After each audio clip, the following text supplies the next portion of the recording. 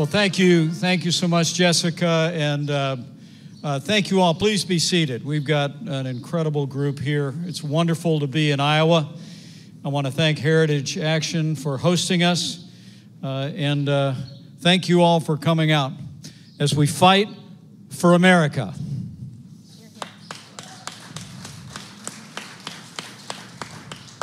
And it's a great honor for me, standing here in this barn in the Hawkeye State, to look out and see this inspiring gathering. Small but mighty, men and women wearing the uniform of law enforcement. Let me say to each and every one of you, on behalf of the President of the United States, on behalf of your Vice President, and on behalf of a grateful nation, thank you for your courageous service every day. We will always back the blue.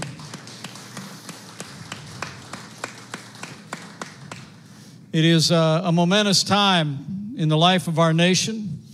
We've gone through and are going through a time of testing, but soon we'll come to a time for choosing.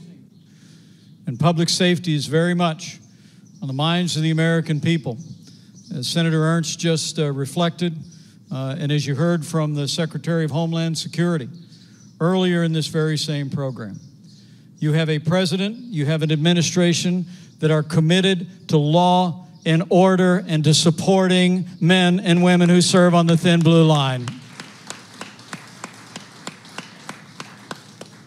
But I also want to say, I know that here across the heartland of America, you've just endured some unprecedented storms.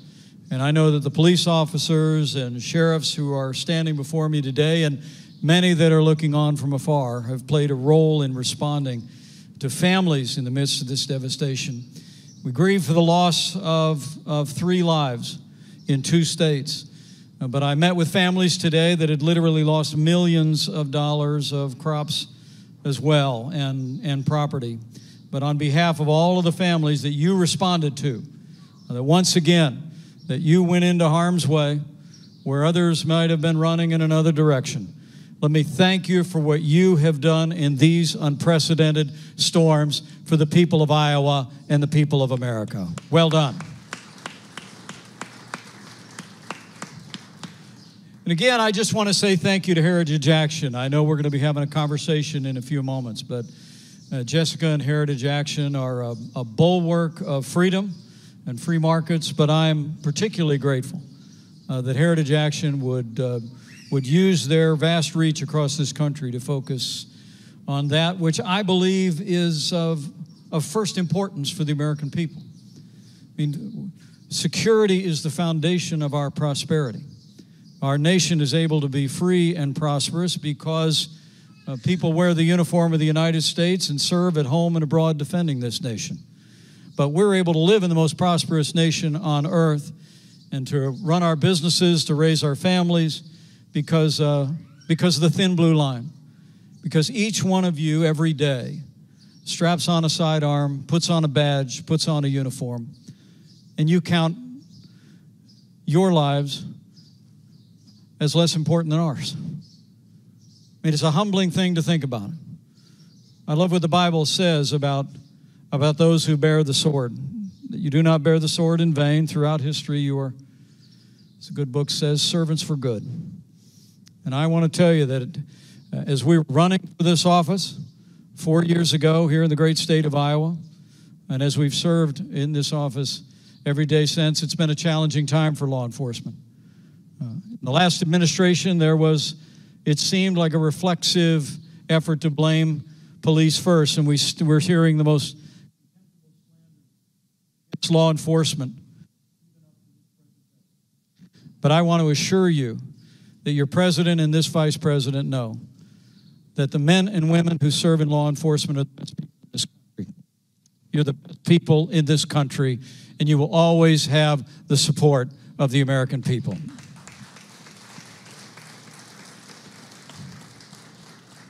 But this is a challenging time. It truly is. And I'm grateful not only for Senator Joni Ernst, but let me also say I'm truly grateful for the service and the leadership in a challenging time by the Acting Secretary of the Department of Homeland Security.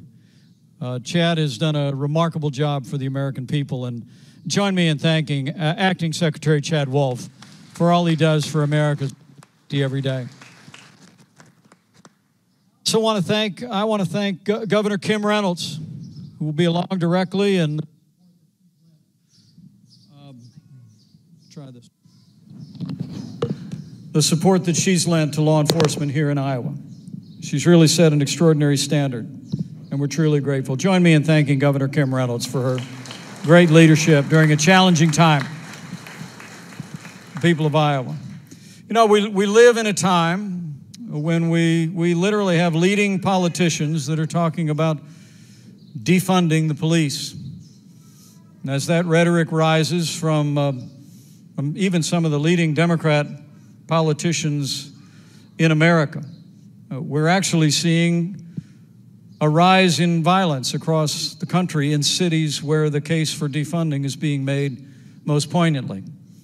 And it's remarkable to think, as liberal politicians are talking about dismantling the police department, as they've suggested in Minneapolis, cutting NYPD by $1 billion in New York, in one city after another, Seattle, Portland, and elsewhere. We also see a rise in crime. I pulled these statistics on the way here on Air Force Two. Atlanta saw a 19% rise in shootings and a 9% rise in murders just in the recent days. Chicago's seen a 42% rise in shootings. Philadelphia's seen a 54% rise in shootings and a 20% rise in murders. New York City actually just reached its 1,000th victim, with more shootings this year already than in the last 2 years combined. And 21 people were shot in our nation's capital last weekend. These are heartbreaking numbers. But I must tell all of you that they're just a preview of Joe Biden's agenda for America. The truth is, you won't be safe in Joe Biden's America. When he was asked recently about law enforcement, he actually described well-armed police officers as people that could become, quote, the enemy to civilians. When he was asked if he would support redirecting funding for law enforcement, Joe Biden replied, yes, absolutely. And in fact, his new running mate, California Senator Kamala Harris, actually said when she was a candidate for president, that it was time to, in her words, reimagine police. I mean, the truth is, these efforts of blaming law enforcement for violence in our streets, blaming law enforcement for unrest across America, have got to end. We must back the blue. We must support law enforcement for the safety of all of our families of every race and creed and color. You know, there's a false choice out there that liberal politicians are projecting.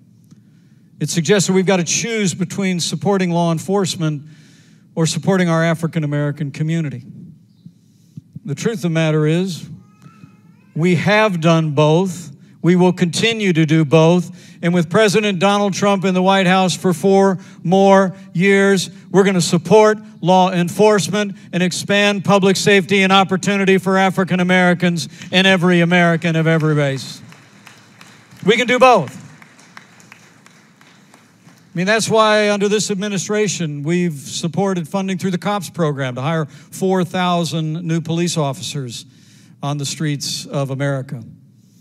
It's also why this president, in the wake of senseless violence that continues at this very hour in Portland, Oregon, and in cities around the country, the president launched what we call Operation Legend. It's actually named after a 4-year-old little boy, Legend Talifero. Legend was in his home building a pillow fort with his dad. He was asleep that night in the pillow fort when gunfire broke out. Police officers arrived on the scene. They rushed little Legend to the hospital, but we lost him. But let me promise you, that little boy, little Legend, will not have died in vain. Operation Legend is going to save lives of children and families all across America. We will. We're surging personnel, surging resources. We, in cooperation with local law enforcement, we're going to bring peace to our cities, and we're going to quell the violence. And that's what the American people deserve. They deserve the support of law enforcement in their cities, and that's what you who serve in law enforcement deserve every day. And so I look forward to our conversation today. It's always humbling to stand before police officers.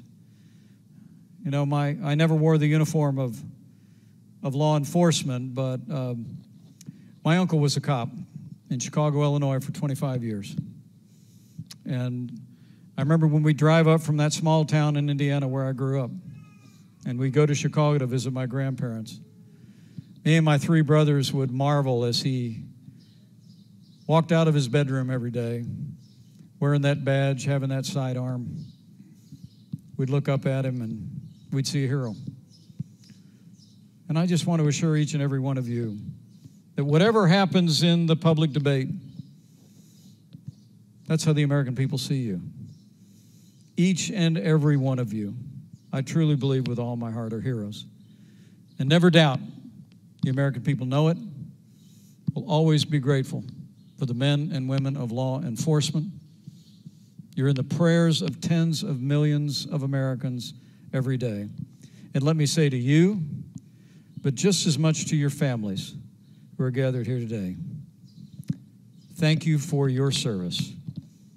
I promise you, we'll always back the blue. Thank you, and God bless you.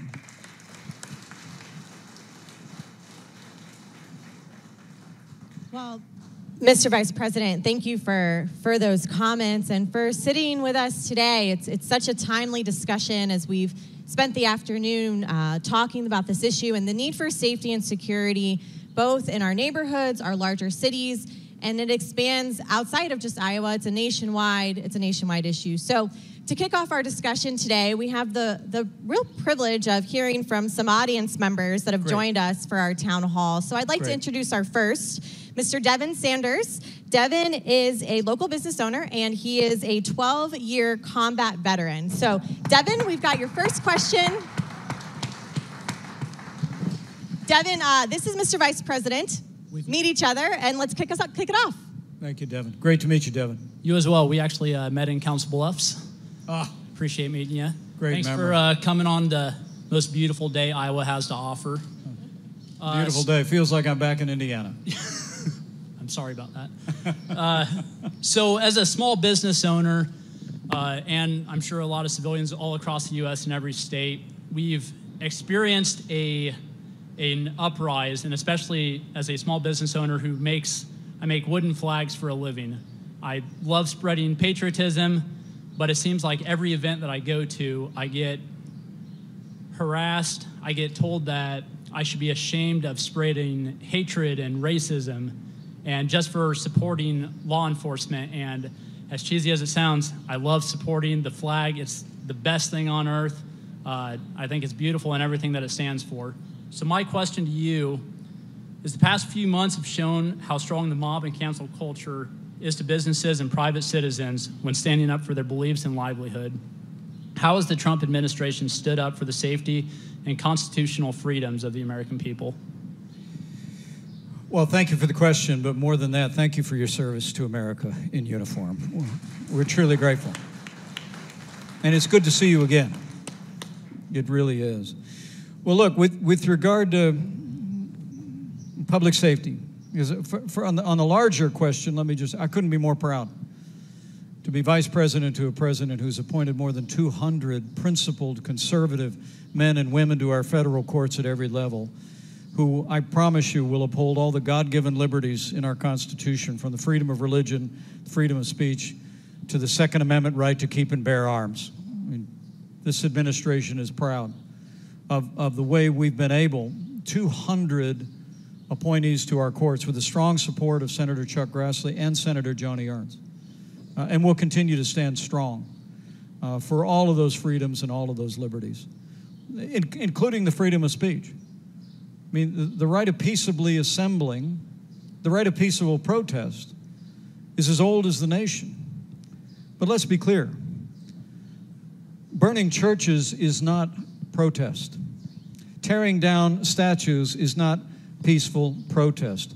People who destroy businesses and destroy properties and destroy statues will be prosecuted to the fullest extent of the law. Justice will be served.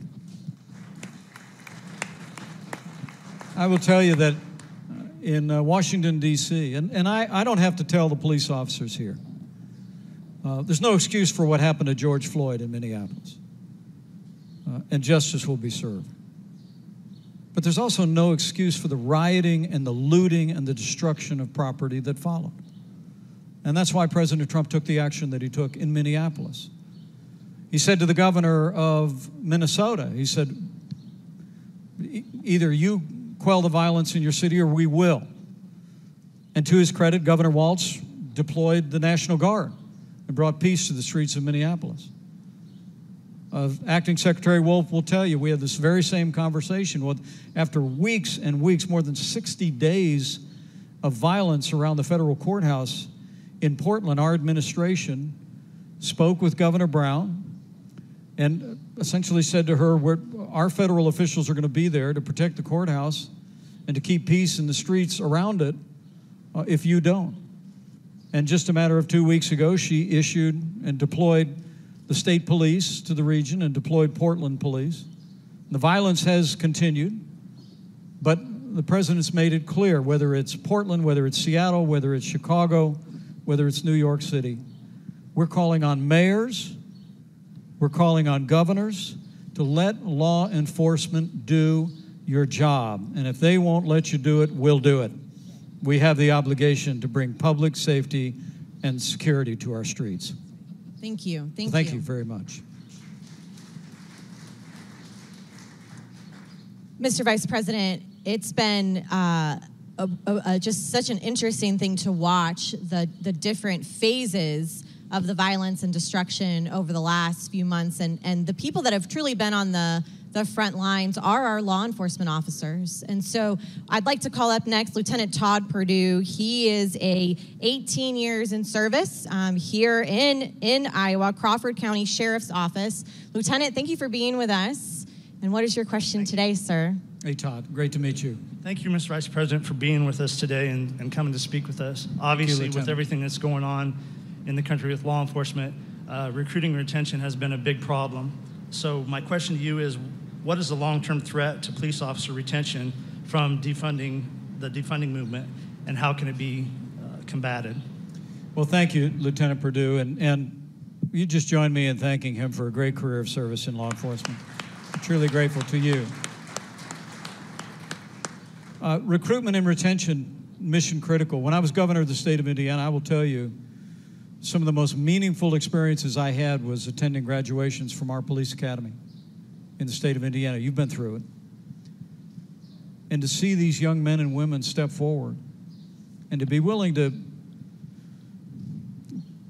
put on the uniform of no ordinary career. And that's why I hope all of you leave here, and anybody that's looking on, know that whatever you might hear in the public debate from the radical left or their defenders in the Democratic Party, the American people are for you. They're grateful to you. I hear it every day. I see it in the countenance of people. Every time that I speak about law enforcement, I know President Trump sees it in the faces of Americans every time he speaks about law enforcement. I just want to be very clear. The American people love the men and women in law enforcement, and we are grateful for what you do every day, really and truly. Now, that being said, I think you raise a very important question. I mean, your first obligation and the calling of your life is public safety. And so we're going to support law enforcement to stay on the mission of public safety. Domestic tranquility is a central feature of the purpose of government. But beyond that, the other thing that's wrong with the language of the radical left is one can't help but think it is both discouraging courageous young men and women from pursuing a career in law enforcement, and similarly, it's resulting in people choosing to leave a career in law enforcement. I actually read that roughly a month ago, because of the utter lack of support for NYPD by Mayor de Blasio, that they had to set a monthly limit on the number of retirements because they couldn't process the number of officers who were applying to retire out of NYPD early. I mean, that's heartbreaking to me. That's the largest police department in the United States of America. I must tell you, the world saw the character of NYPD and the New York Fire Department on September 11, 2001. These are the greatest people in the world, many of whom lost their lives on that fateful day of 9/11. And yet, to see the mayor talking about $1 billion cut, pulling them back in terms of allowing them to go in and to deal with rioters and protesters, not allowing them to do their job is resulting in people losing a desire to be in law enforcement. And that's a real cost to public safety. And it's something that we have to talk about. And I think it's one of the reasons why I'm just so proud to serve alongside a president who backs the blue. I mean, and that's not to say that there aren't instances of abuse that have happened. As I said, there's no excuse for what happened to George Floyd. But in my experience, nobody hates bad cops more than good cops. And I don't even want to say the majority. I want to say almost everybody that wears a uniform in the United States are the best of us. And all of you gathered here, that applies to. So your point is so well taken. And I hope people looking on who are part of this national debate through Heritage Action to Fight for America will carry this message even more loudly. It compromises our public safety when we don't give support to law enforcement and let you do your job. It also compromises our public safety when young men and women or experienced law enforcement officers no longer choose to wear the uniform. And that is happening around the country today, but that's going to stop with 4 more years of President Donald Trump in the White House. Okay? Thank you.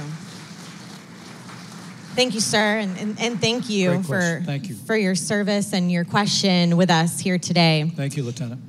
The focus of so much of the attention right now on safety and security and quelling the violence and restoring law and order really hits home, and it hits home to those of us that are mothers, that are raising kids, that are thinking about our future generations and thinking about the country that we will leave behind. And how old are you, little one? I have a 7-year-old son and a 9-month-old baby girl. So I have my house full. Thank you. And there's a number of families that have joined us here today. They've brought their kids. They too are concerned about the direction around safety and security in our neighborhoods. And so I'd like to introduce Jen Fogel. She's our next testimony today. She is a mother here in Des Moines. Jen, we're so honored that you could join us. Please meet the Vice President. And thank you. It's a pleasure to meet you. And thank you, Jen. We're trying to raise some boys who love God, they're respectful, and love history in their country. So as a mother of 4 kids, it's difficult and disheartening to watch the destruction happening across America and in some of our own communities. As we witness the diversity of thought come under attack, what is the Trump administration doing to improve educational opportunity for all Americans? Well, Jen, number one, these are your boys here. This is your family here. They're great. Stand up. What a beautiful family this is. Wonderful. 3 boys. You have 3 boys? Okay, I was going to ask because I'm one of 4 boys. So I respect you even more. Thanks for a great question, too. Well, let me address that question by simply saying that we're going to just continue to stand strong for all the values and ideals that have made this country great. And I really do believe that the American people are with us. The president often speaks about the silent majority, but I think the silent majority will be silent no more. So I hear it and I see it. I read a good amount of my mail every day that comes to the White House. And I hear people all the time talking about feeling in a very real sense like their values, their traditions, their beliefs are under constant criticism by the mainstream media and by politicians on the left. But I really do believe the vast majority of the American people are proud of this country. We're proud of law enforcement. We believe in faith and family and freedom and are going to step forward in roughly 80 days from now and support men and women that are standing for all of those timeless principles and ideals. I mean, I really do believe that the future's never been brighter for this country. I mean, when you think about what we've passed through as a nation, in our first 3 years, because this president rebuilt the military, largest increase in our national defense since the days of Ronald Reagan. And that means a special amount to me because my son's a United States Marine. And my son-in-law is a Navy lieutenant and a pilot.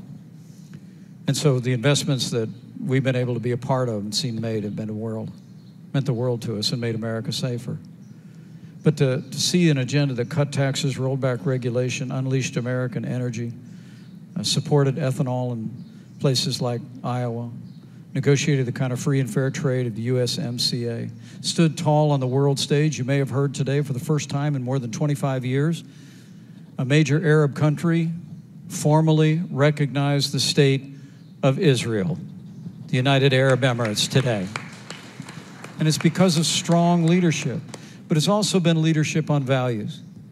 And I couldn't be more proud to serve alongside a president who stands without apology for the sanctity of human life, for religious liberty, and has been appointing leaders and jurists to our courts at every level that defend those principles. And so I just want to give you a word of encouragement that I truly do believe that if all of us will let our voice be heard in the days ahead, we're going to solve the challenges of the time in which we live. We're going to heal our land, and each and every day we're one day closer to the day that we put the coronavirus in the past. We have a ways to go, and we're going to continue to spare no expense to make sure that our healthcare workers and all of those that are struggling with the coronavirus have the health care that we'd want any one of our family members to have. And can I just say thank you to the members of the law enforcement community? You've been there for families throughout this coronavirus pandemic, and I thank you for your courageous and compassionate leadership in a challenging time for our nation. But I truly do believe as we see our economy starting to come back, in the last 3 months, 9 million people have gone back to work after we lost 22 million jobs. I think the American people know that the strength of this nation is derived from our commitment to our national security, to public safety, to a commitment to freedom and free enterprise, and a commitment to the ideals of life and liberties that have always been the wellspring of American greatness. And I truly do believe, with 4 more years in the White House, with people like Joni Ernst back in the United States Senate, we're going to make America great again, for you and for these beautiful boys. Thank you. Thank you, sir. Thank you, Jen. So, sir, we've got time for one more question to squeeze in here. Sergeant Chad Butler, he works for Shelby County Sheriff's Office. He's been in law enforcement for 21 years, which is an incredible amount of service as well. Sir, I'd like to introduce you to Mr. Vice President to ask your question today. I'm very humbled to meet you, Mr. Vice President, and want to thank you and President Trump for all you do for law enforcement across the country. Thank you, Sergeant. It's a privilege. Thank you. As a law enforcement officer, I'm personally concerned about the future of safety and security in this country. What's the Trump administration's plan to reform policing in America? Well, first, join me in thanking the Sergeant for his career in public service. We're grateful for you. And I'm going to say to you, Sergeant, and everybody in this room, you have the harder job. I mean, they only shoot at me with words, okay? And I want you to know your president, your vice president are grateful to you and admire you and respect you. I'm humbled to meet you. I really am. And I love your question as a stepping off point, because we're absolutely committed to doing just that. I don't know a police officer that I've ever met that didn't want to get better at what you do. And that's the reason why, in the wake of the tragic murder of George Floyd in Minneapolis, President Trump signed an executive order and said, we're not going to defund the police. We're going to do the opposite. We're going to fund the police with additional resources so that you can have more training on the use of force, more training in what you all call de-escalation efforts. I mean, we live in an increasingly complex security environment, particularly in our major cities. President Trump recognized that and said that rather than defunding the police, we're actually going to fund more training, more support for law enforcement. Combine that with the COPS program, more law enforcement personnel on the streets. Combine that with Operation Legend that I mentioned, that will actually make federal personnel available to support local law enforcement. That's how we'll improve. And that's, as I said, we don't have to choose between supporting law enforcement and supporting our African American community or any of the families in our cities. That is a false choice.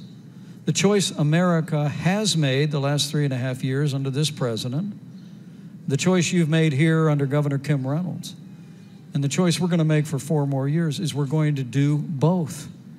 We're going to support our African American communities. We're going to export educational opportunities. We support educational choice.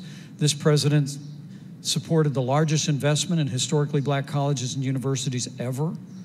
You just heard Senator Joni Ernst reflect on my friend Senator Tim Scott of South Carolina. He authored legislation the president helped move through the House and Senate that actually has created more than 8,000 what are called opportunity zones in cities across the country that are inviting investment in underserved areas and creating opportunities for people. And I must tell you, with that foundation I was just talking about, of less taxes, less regulation, more fair trade, more exports, more American energy, we had the lowest unemployment rate ever recorded for African Americans and Hispanic Americans in our first 3 years. And that, we believe, is the pathway forward. More support for law enforcement, for training, for resources, for personnel. A commitment to quell the violence on the streets, to make it clear to governors and mayors that if they don't do their job, we will. And secondly, is continue to support our African American neighbors, all the families in our cities, to make sure that they have safer streets, better schools, more jobs and opportunities. That's the pathway forward to bringing our country together and making America great again for every American. But thank you, Sergeant. Thank you for that great question. Thank you, sir. Thank you, Jess. So the message today is simple. Support law enforcement. Return safety and security to our neighbors. And we know that to do this and to do this well, that our elected officials need to hear from grassroots Americans all across the country. So with that in mind, today, sir, we're launching a police pledge. And we're asking Americans from coast to coast to sign it. And it says that we will not support a bill, resolution, or movement that seeks to defund the police. And so I'm asking every single one of you,